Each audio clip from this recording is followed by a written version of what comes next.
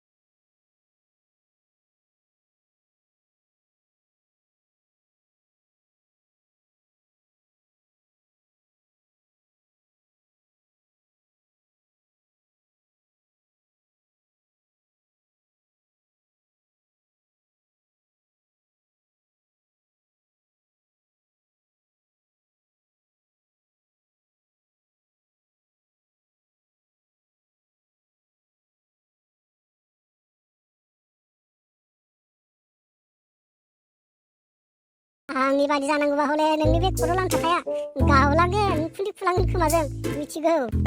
जोंलाय मानो थाबावोब्रा आदा नोंनो थांसैब्लालाय जमानो थांसै थु बेयाव थाबाय थानानै लाब गैला। रायलायनायालाय सानफ्रोमबो रायलायनायानोखा गाबोन समफोर जालायगोन र'। माबा मोनसे लानासो रायलायनांगौलै बे खुगा गोजा गोजा रायलायबाय थानानै मा जानो बेबायदिजों जेबो जाया माबा मोनसे थाथारनांगौ होमबासो जायो। होमबालाय थांसै मला आदा आंबो थानो बाबायलै न'आव थांनांगौ एसे खामानि दङ खामानिफोरखौ एसे मावना लायनोसै थ'।